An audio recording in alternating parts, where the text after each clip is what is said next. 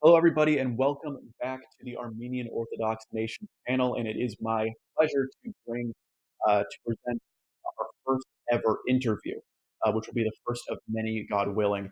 As someone who was initially an outsider to Orthodoxy and specifically the Armenian Apostolic Orthodox Church, I know just how important the clergyman layman relationship is. In my journey so far through Oriental Orthodoxy, I've been truly privileged to know and meet so many incredible members of the priesthood, all of whom have served as fantastic spiritual leaders throughout certain stages of my life. When I first began brainstorming ideas for this channel and thinking of who I would want to interview and collaborate with, I knew immediately who my first pick was. There was no second guessing. He is the first Orthodox clergyman I ever met. He baptized my brothers and I, and all these years later, I still consider him to be my foremost spiritual father.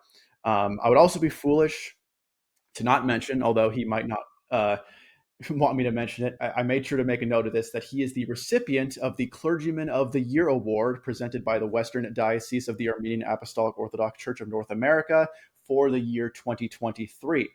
I, of course, know him as Derhair, but I will introduce him to the rest of y'all now as Father Mesrop Ash, joining us from San Francisco, California. Good morning, Der Mesrop. Good morning, Grant. And it is so wonderful for me to be your first interview on this program, both as clergyman of the Armenian Church, as your spiritual father, having been the one who was honored to baptize you and your brothers, and also as a friend. I'm so proud to be the person who receives that honor, because I've watched as you've grown in your faith, and not just in the breadth of your faith, but also your passion for being able to share the power of that faith with others in and beyond our community, through whatever means necessary, and particularly through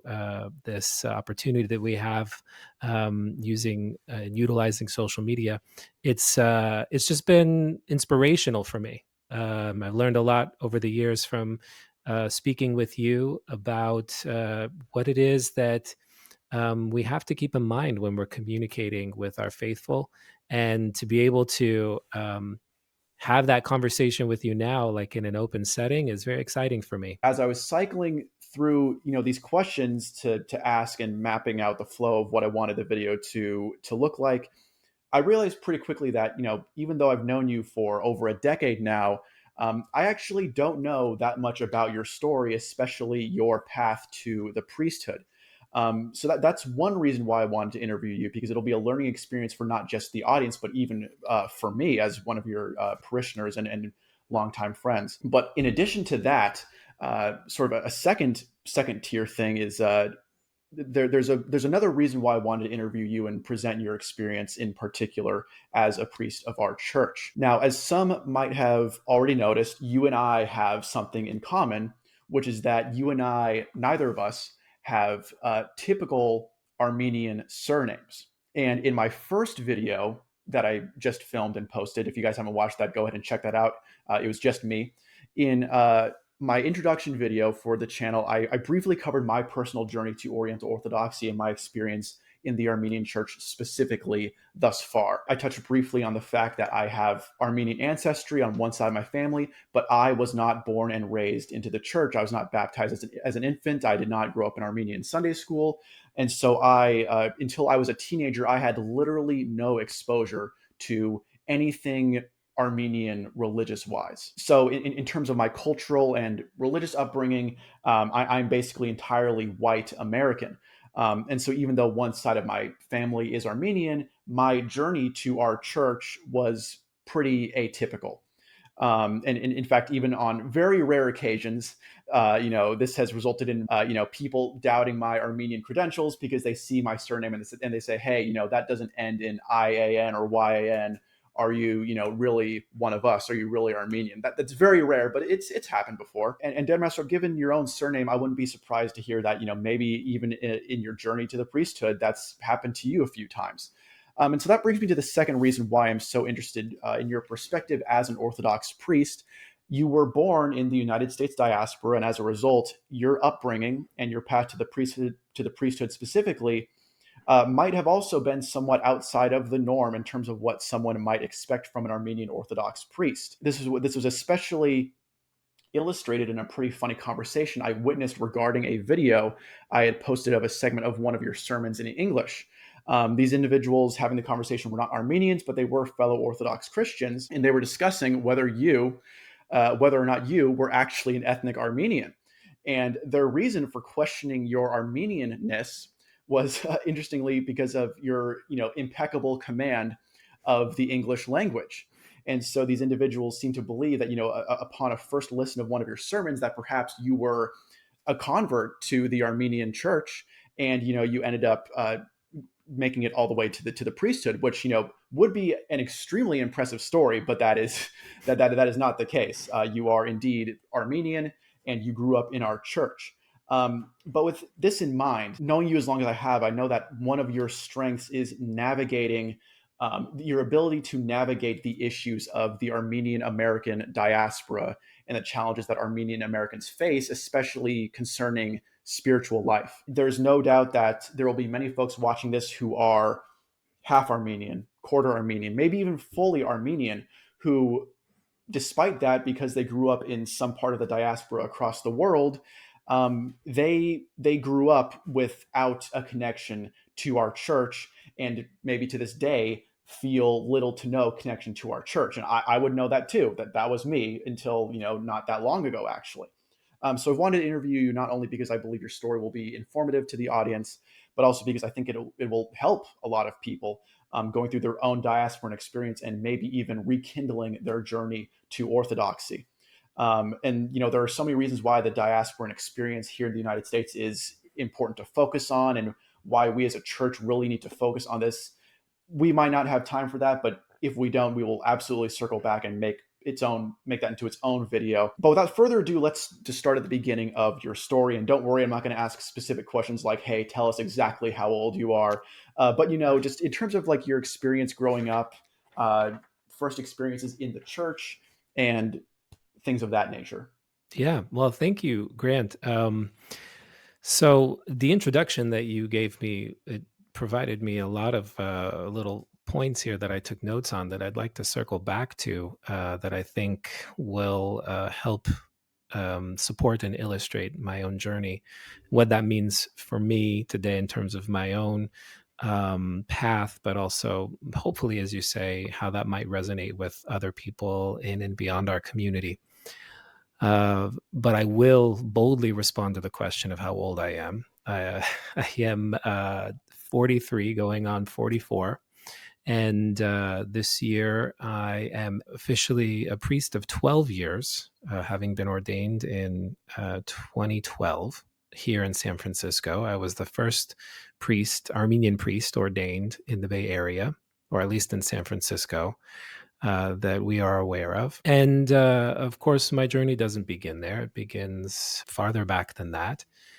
I was born in Los Angeles, in a suburb of Los Angeles, generally known as the South Bay, specifically in the city of Torrance. And my being half Armenian, as you said earlier, is an interesting, I don't want to say label to bear, but for me anyway, somehow that was something that was being Armenian, whatever that means, thinking of myself or bearing the identity of being Armenian, is something that goes back as far as I can remember.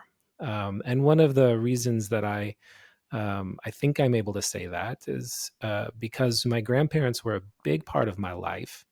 In the early stages of my life, I had two working parents, and we were a middle-class family, and we didn't have like nannies or daycare or whatever, but I spent a lot of time with my grandparents growing up, something for which I'm very grateful for. My grandfather, his name was Tony, but his original Armenian name was Antranik, and my grandmother's name was Rose Vartuhi. And those are really formative years of my life where I think that they themselves, although they were born in the United States, they were first generation Armenian Americans, born in the United States before World War II. My grandfather was born in 1923, and my grandmother shortly after. I don't remember the exact year of her birth. They were the children of genocide survivors. And their Armenian heritage was something very important to them. That just, I don't know, in a very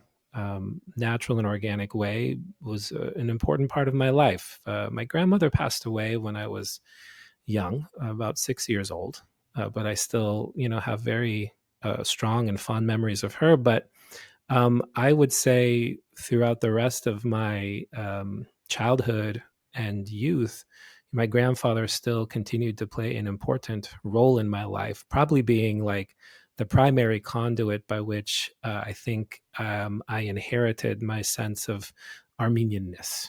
And we're talking about the church and faith and the priesthood.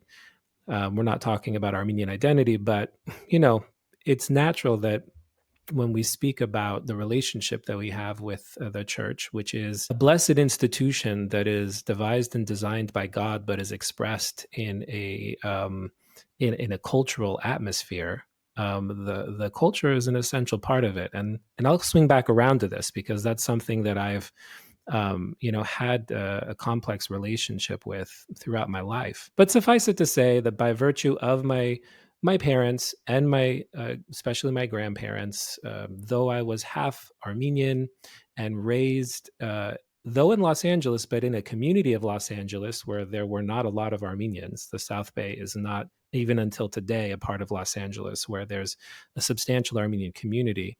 I think, though it's grown over the years, and when I was there really weren't many. Just a really fundamental part of who I am. Now, with regard to the church, my grandfather, for all of his amazing virtues and for all of the wonderful things that I inherited from him, and though he was a believer and a faithful man, he was not much of a church attender. That is a gift that I received, a life in the church from my parents. Shortly after my grandmother passed away, my mother felt that it was important that my sister and I have a deep understanding of our faith, of our relationship with God, and a sense of what goes beyond the physical world, and to have a knowledge of Jesus Christ. And so, both of my parents, along with my father, who was not Armenian, decided to make the church a central aspect of our lives. They themselves didn't have like a strong personal discipline of church attendance, or even, I would say, perhaps substantial spiritual formation in their lives. But they had this like kind of innate feeling that it was an important ingredient for us as individuals and in our family life. And so they actually went about kind of church shopping in Armenian churches, and they visited several Armenian churches, and they ended up really connecting with both the priest and the lay leadership at St. James Armenian Church in Los Angeles, which is not so surprising because the parish priest, Father Arshak Khachaturian, both married my parents and baptized me as well. So I think it makes sense that that is the place where we ended up establishing our spiritual home. And that parish became like just a really cornerstone aspect of my life from childhood, even until today. I have so much deep love for that community and those people. They're my grandparents, they're my parents, they're my brothers and sisters, they're my little brothers and sisters, and now children. I love them all. And being raised in the Sunday school there, learning to serve on the altar with a spiritual father that I considered to be somebody who was an exemplar of Christian love, and was passionate about the worship experience in the Armenian church, just, I think, helped me grow into having this innate sense of belonging in the church. So that, so it's just supernatural for me to feel at home in the church. And that's my experience, something that I'm very grateful for.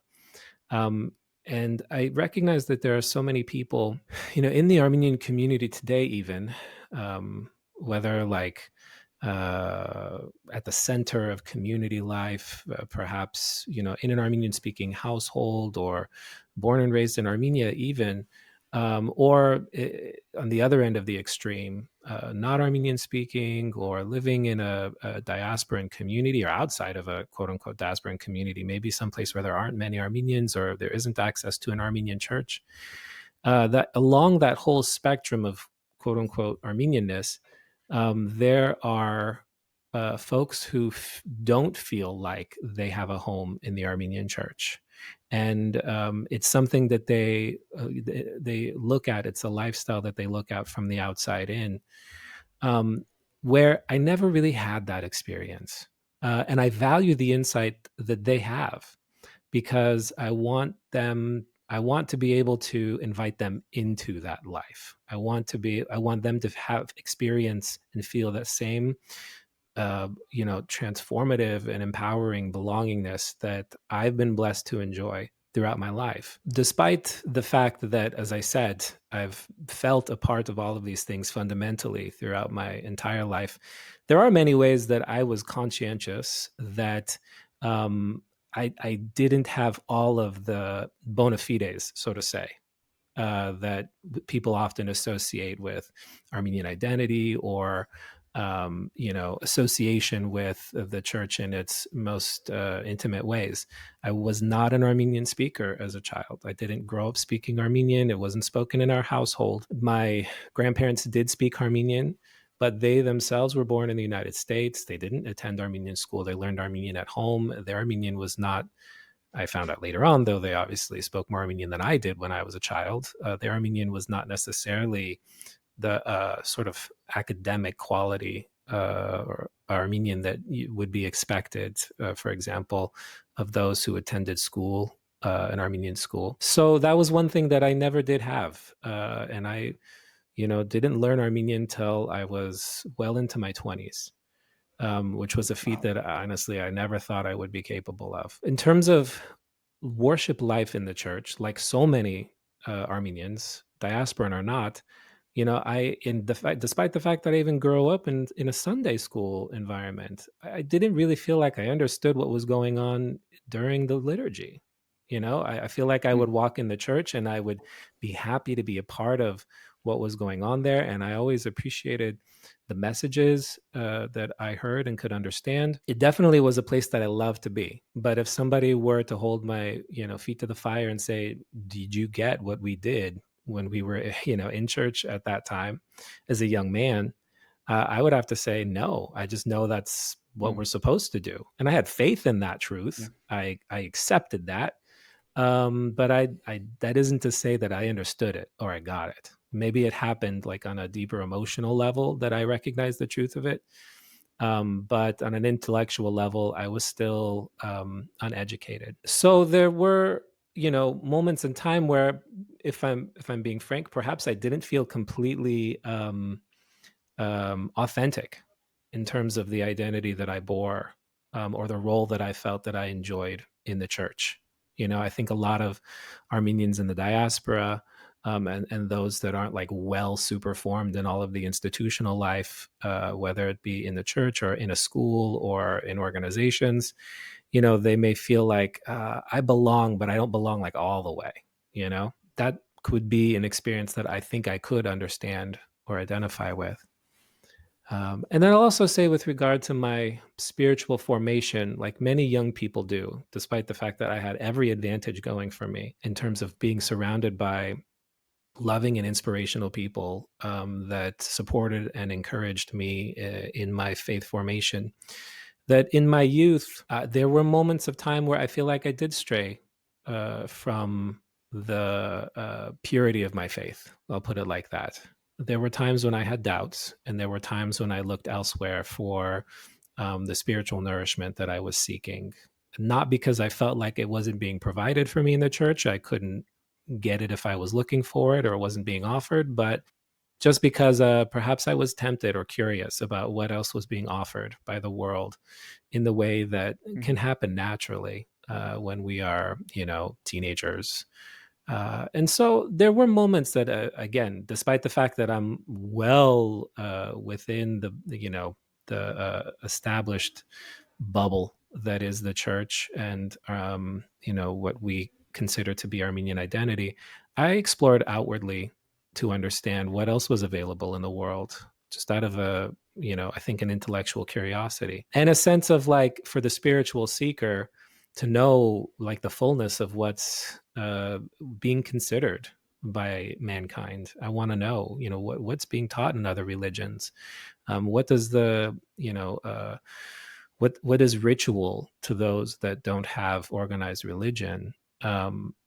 I definitely indulged in those curiosities as a young person. So for the seeker who isn't necessarily anchored within a certain religious tradition, or specifically within the tradition of the Armenian Apostolic Church, I can also relate to their experience as well. However, I think there were several events that took place in my early 20s that definitely firmly, and I give thanks and glory to God for this, rooted me in the faith of our forefathers.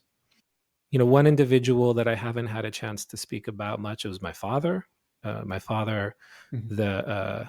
the source of that famously non-Armenian last name Ash, at least in these circles. Um, he, of course, he was an important part of my life, as was my mother, whom I love deeply. But I always tell people, as much as my mom was, maybe the initial driver of our like the fact that we needed a spiritual home as a family. I think she was the one that really drove that initiative. My father was the one who really found belongingness in the church, in the Armenian Apostolic Church, despite the fact he wasn't of Armenian heritage. I think he made really meaningful connections with our fellow parishioners and with our parish priest. And he became very passionate about life in the church. And there were many Sundays where the only reason we went to church was because my father was the one who made sure that we were dressed and ready in time to get in the car, to show up for Sunday school, to show up for Badarak. And he eventually would become a parish council member at our church. And I know there were many times that he turned to our parish priest for spiritual guidance. The church truly became his home because he was somebody who grew up in Los Angeles, and in a culture, in a community that was not healthy, certainly not supportive. Not He understood that he wasn't getting the nourishment that he needed from the environment that he came from, and he saw that when we were ingratiated to life in the church, that was what he'd been missing in his life, and he wanted that to be an important part of what his kids would have when they grew up. In a lot of ways, my life in the church is a gift that I received from my father, from Mr. Ralph Ash. And there are several people throughout the years that have asked me, well, your name, it's like in an Armenian setting and as an Armenian priest, is like so obviously non-Armenian, and shockingly and offensively to me might be off-putting for some. Would you consider Armeniifying it, or Yeah. using your mother's maiden name, for example, which is Gregorian? And the answer is unequivocally no and never. I'm proud to be my father's son, and I'm proud and I owe my life in the church to him as much as anybody. So I'll bear that name, and my kids will bear that name for as long as time allows. So in the year 2001, I had the opportunity to be a part of an amazing program that was organized by our current Archbishop, His Eminence Archbishop Hovnan Derderian. At the time, he was not our primate. He was the primate of Canada, the Canadian diocese. But he had head up a international youth program initiative to organize a pilgrimage to Armenia on the occasion of the 1700th year of Armenia accepting Christianity as the national faith. Of course, famously in the year 301, Armenia became the first nation to adopt Christianity, and that being not too long after the independence of Armenia, and during a period of um, important recovery and growth for the Armenian church. That was like just a really important time in the modern history of our church, that year 2001. And I was deeply involved in our youth organization, the ACYO, and our local chapter, and also throughout the diocese as a member of the Central Council, along with many folks that are still very close friends of mine that I love dearly. And so under Surpazan's leadership, we and, many other dioceses around the world, we traveled to Armenia. Just from our diocese alone, there was over 100 young people that went together. Collectively, there were several thousand young people in Armenia at that time in the summer of 2001. And that was like a real eye opener for me, because I saw that what I knew of my experience within the Armenian church and my relationship with Orthodoxy was like a small fragment of a much larger whole that I couldn't have even been aware of within the context of where I had been raised and the opportunities that I had received. And this were like pre-internet days, right? So like there was just so much we didn't know that we didn't know. And it was mind-blowing for me to travel to Armenia and to just be enveloped by the fullness of the unadulterated expression of Armenian Orthodoxy.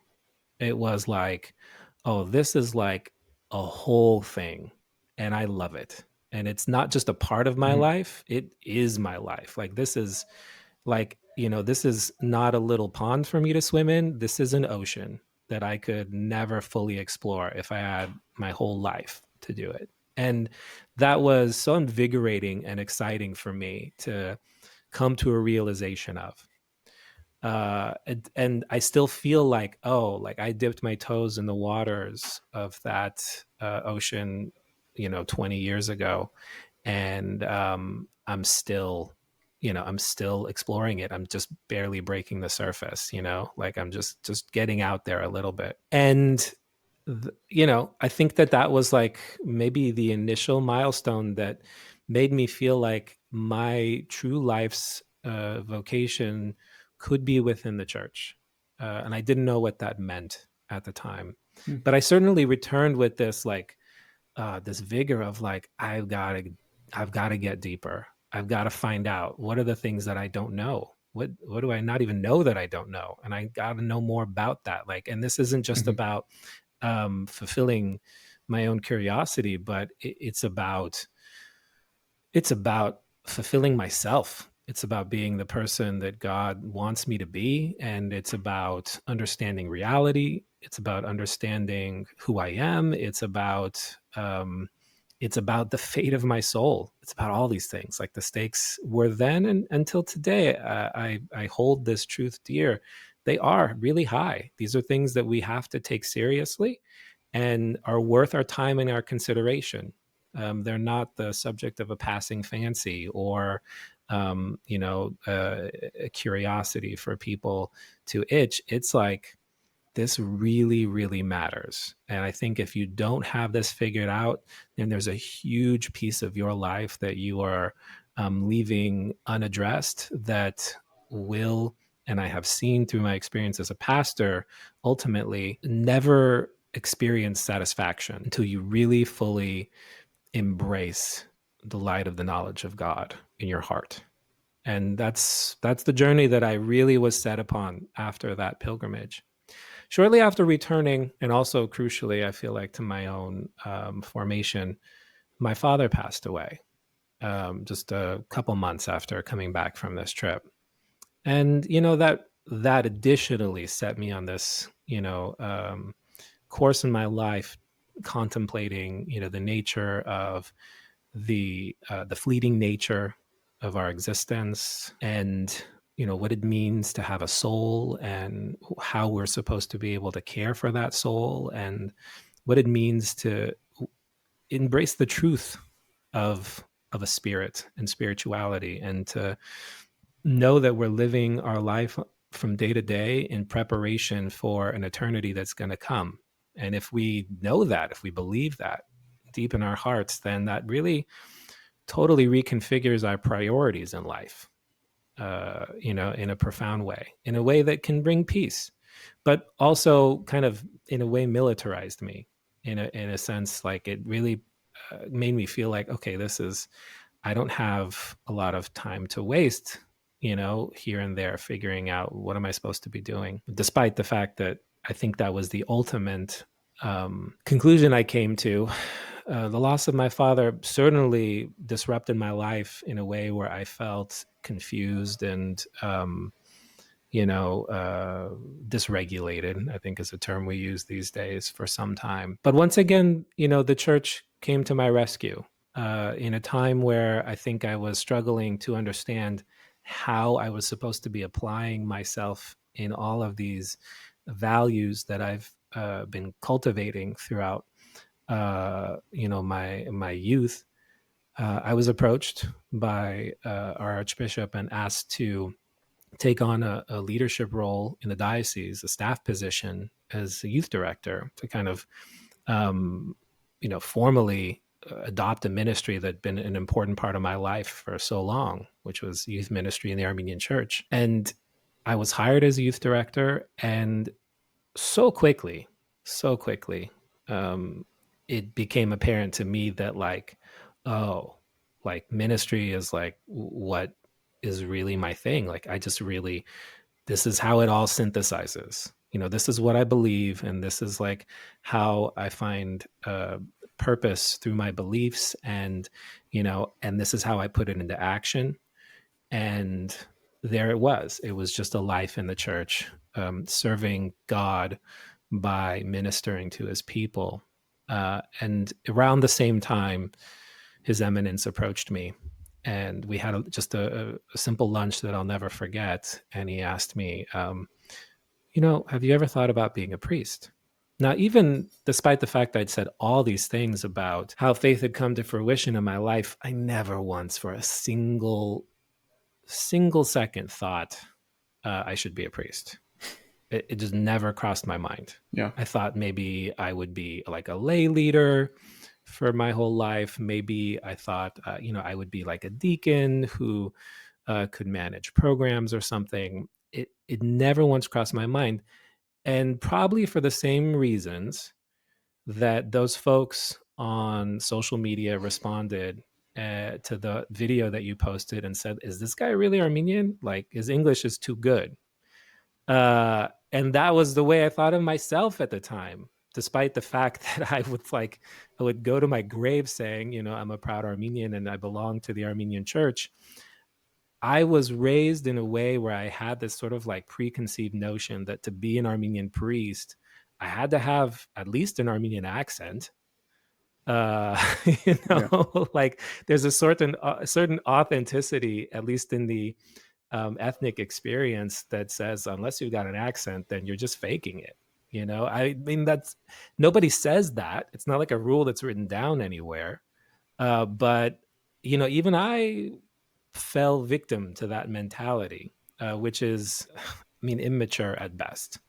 And at worst, I think it diminishes the value of people who come from diverse experiences within our national life. There are people who don't speak Armenian that come from, every continent and a nation around the world that have an experience that is, absolutely authentic and meaningful that I want to know more about. One of the things that I got to experience even when I went to Armenia as part of that pilgrimage was speaking to Armenians from France or from South America or from Russia or from what have you, and realizing, like this truly is, not to use a trite phrase, but like a rich tapestry that is enhanced by the flavors and the colors of everybody that comes from these unique backgrounds, but still are able to resonate with the core message of the Armenian identity, which, frankly, if we're coming to it, means to be a cross-bearing nation, means to be people that understand what it means to be called Christians in the face of every kind of persecution and adversity, and despite all those hardships, and even the hardships that sometimes we bring upon ourselves, to never lose sight of the true cross in our lives, to have that cross within us that recognizes that true cross, so that we always are ultimately moving in that direction that leads us to eternal life. And that's expressed throughout the experience of the Armenian in so many ways that we can't even really fully appreciate. Sometimes they're invisible to us. We don't understand, how did this manifest in the Armenian culture? Mm-hmm. And we realize that the root of it was, this is the faith that has been so deeply rooted in our collective identity, that it just sprouts up in unexpected ways sometimes, that aren't even labeled, but are quintessentially Orthodox and Armenian at the same time. Coming back to it, he asked me, have I ever thought about being an Armenian priest? And would I? Let me put it like this. The answer was no. I'd never thought about being an Armenian priest. But would I consider being an Armenian priest? The answer unequivocally was yes. It was a single word response. I think I was about 24 at the time. That changed my life. And from then on, I found myself in one way or another, in pursuit of preparation, to be able to, by the grace of the Holy Spirit, not by my own virtue, be made worthy of that calling. And I know better now at the age of 44, but at every moment in time where I thought I had this figured out, that like I thought I knew what it meant to be Orthodox and a child of the Armenian nation, born in the United States or whatever, like I'm just always shocked, even until today. If I were to tell you I totally get it, I don't. Yeah.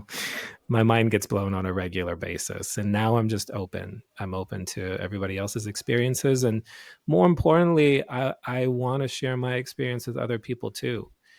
To let everybody know that like there's a multiplicity of paths that lead to a rich and fulfilling and uh, peacemaking life in the church, in the Armenian Orthodox Church, if we are open to it. And I'm happy to share the path that brought me there, and whatever your path is, I'm happy to support you on that. There is so much in there. I mean, for one thing, that there are definitely, I think this is why I relate to you so much. I mean, even the specific story you told of how you had a few interactions with individuals who have asked you if you are going to Armenianize your surname, or take on, as you said, and it would be the same for me. Take on your mother's maiden name instead of your father's. I've even had people ask if I would Armenianize my first name, so instead of going by Grant, I'd be going by Hrant or something like that. And I tell them the same thing that you've said, which is, I'm the son of my father, and I am proud of that. I'm not going to change that. And Christ tells us the same thing: honor thy father and thy mother. And then also, of course, you touched on the importance of, and you can see this through you telling the story, is how important the foundation from childhood, um, of a child being raised in our church is. That is something that is absolutely deserving of its own video, because that is something that, unfortunately, especially as the diaspora grows older and progresses, it is becoming more and more common, just as the world becomes more secular, for parents to not raise their children in the church. I mean, we see it like, maybe parents will baptize their kids when they're infants, but the child never goes to Sunday school. I've encountered a surprising amount of Armenians who, like me, they weren't even baptized in the church as youths. And then, in addition, what would also be deserving of its own video was how you discussed being present at liturgy, but not truly being present. Being able to get the most out of liturgy and truly understanding what's going on, because I've always had the view of, with some people, they say, oh, liturgy is, the Badarak is so boring, and it's in classical Armenian. I don't even understand classical Armenian. and it's repetitive. It's the same thing every week. After recently, just beginning to serve the altar, that has of course increased my own exposure and understanding of what's going on during the liturgy. I always tell people, if you really knew what was going on during our divine liturgy, you would be there every single week. You'd be there on time, and you'd be hanging on to every single word, because it is that important.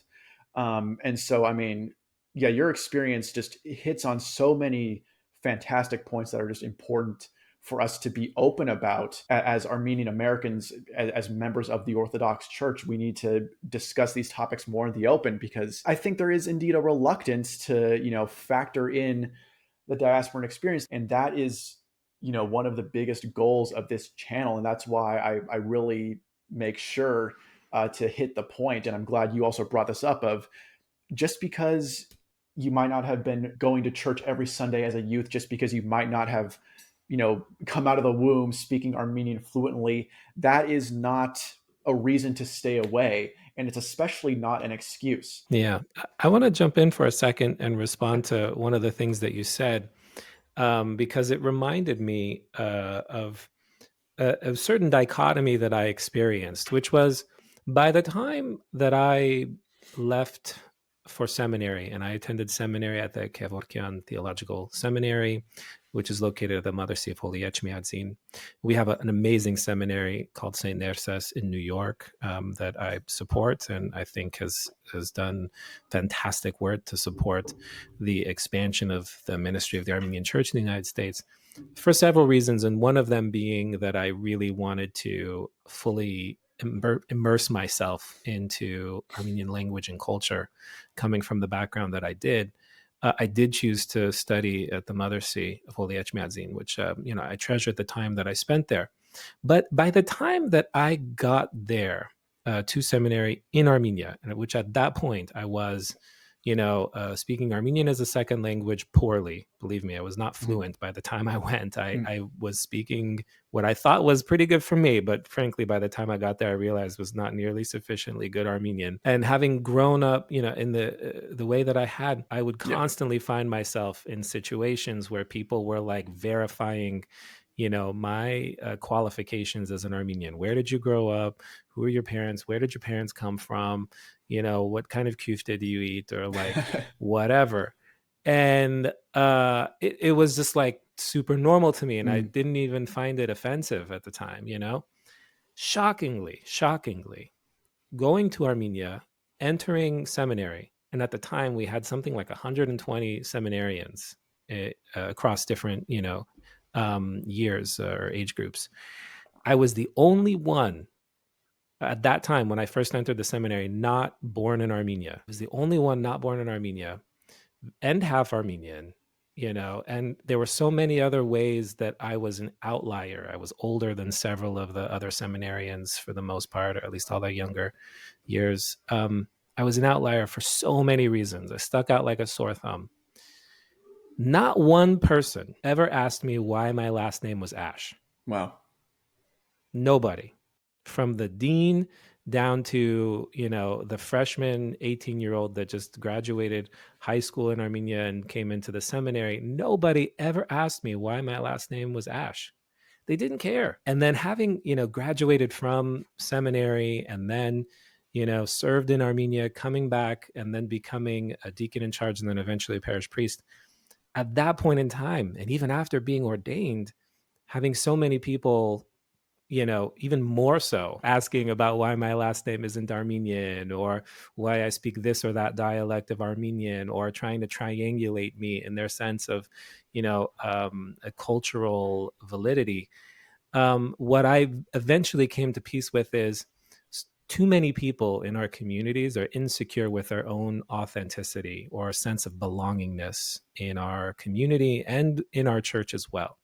So one of the things that we can really do, I think, to improve that situation is by accepting people for who they are, right? Like, wherever you came from, whatever your background is, whatever the situation is, it doesn't matter. Like, you are not like going to get placed on a spectrum of Armenianness in my presence.